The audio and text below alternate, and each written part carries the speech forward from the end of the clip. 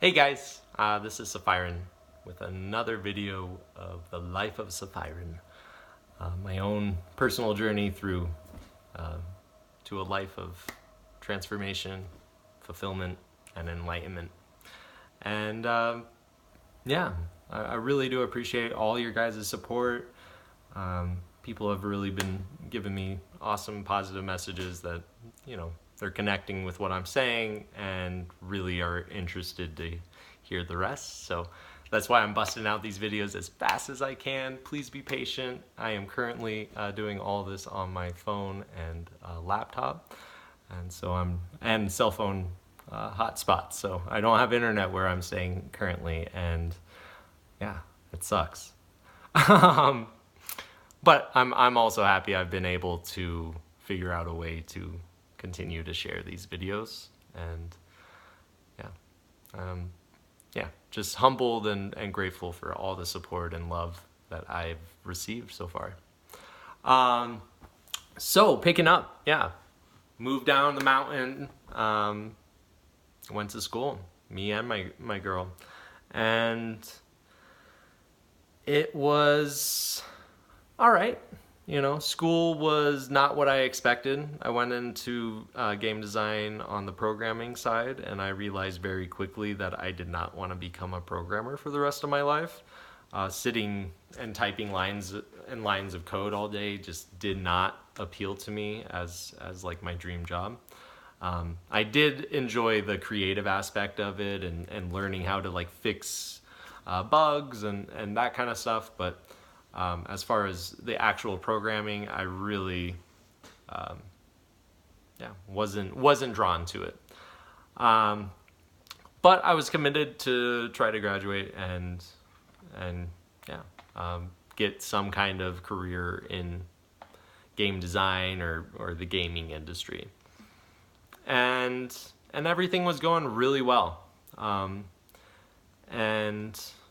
unfortunately, my mom was diagnosed with MS, multiple sclerosis, when she was 25.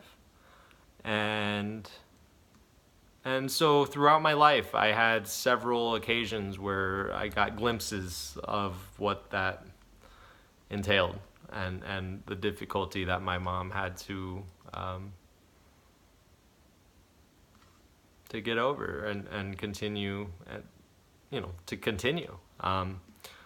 So like I remember in my childhood, for like 3 months, she just lost sight in her left eye, and sometimes she would lose feeling in her legs, or just kind of interesting things that I never really understood. I never really understood the disease, and nobody really does. It's a terrible disease, and I hope no one has to experience what it's like to go through that.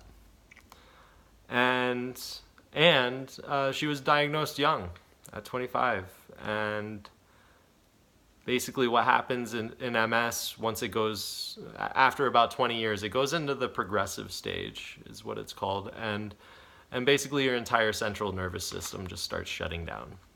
And you start losing your ability to walk, you start losing many, simple motor functions in your body. Things just stop working properly. And so it was very, very hard for me to witness this amazingly powerful, inspirational woman of my life that was my best friend and my mom and support and the only person that could ever kind of guide me in the right direction, slowly deteriorating. And I knew it for a long time, but I kind of refused to accept it. And it started getting really bad. She, ended up becoming into a wheelchair and losing her ability to walk. And, towards the end, she was literally explaining that she was having a minor heart attack every 30 minutes. Could you imagine that? I'm just, oh, poor Poor Margot. So, I'm sorry if I get a little emotional. I'm going to try to, I've processed this a lot, so I can talk about it. And I am also aware that there may be something that triggers some kind of emotional response. So, yeah, just forewarning you if you see some tears from me. And I'm sure you'll see many throughout this video series. But I'm also going to try to do the best to kind of keep pushing through. Yeah, so she was just such an amazing woman, and she knew how hard it was going to be for me to lose her, and she did everything she could to try to help me.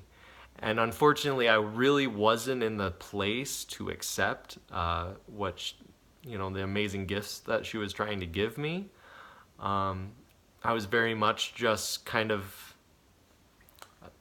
getting my power of independence, and I had this fiance, and we had dogs, and our own house, and all these things that I had kind of created myself, and was really excited to be this independent individual for the first time in my life of taking control and going down the right path that I thought was for me and in video games and my passion,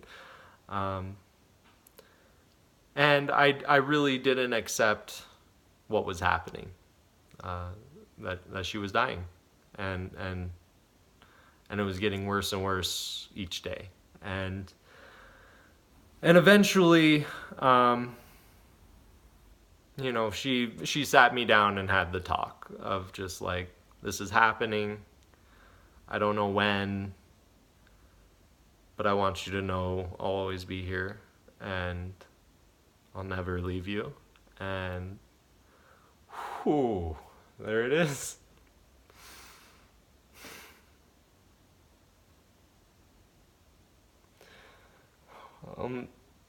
Yeah, and my mom journaled every day for all of her life, throughout my life. And she compiled this beautiful binder of all of her favorite moments with me throughout my childhood and into adulthood. And her favorite little pieces of art that and it was just so much for me that I couldn't accept it. It was such a gift. And eventually she was in so much pain that it was enough for her, and she decided that she was done, and she stopped eating and let nature take its course. I couldn't handle being with her.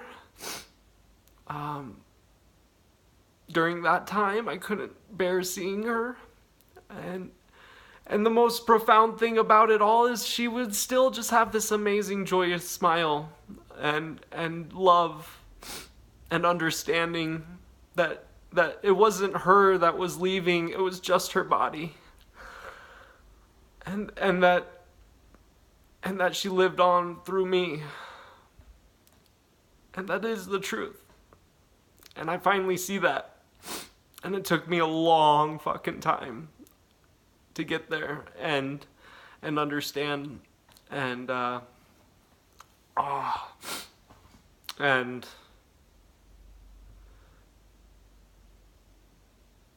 find her again, and it was a long, painful journey that I had to walk alone, and so I was 22 and lost her, and I fell into pure just not isolation, but just hiding, of just kind of being numb, not wanting to feel it, not wanting to process it, just going through the motions, and smoking a shit ton of pot and playing a lot of video games and just trying to escape from the reality that I was experiencing of losing my best friend, my biggest support, my therapist, my, life coach, and just all of a sudden just having it be gone. It's, you know, um, everyone experiences loss, and everyone can relate in their own ways, and especially if you've had someone that you connected with on a very close level that was unfortunately taken away at a very hard time in your life.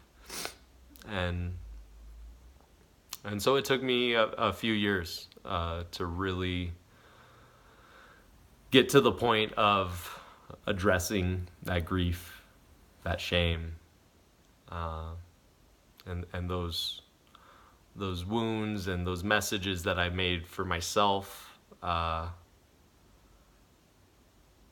that kept me from feeling her and myself and seeing myself. It was all just this giant.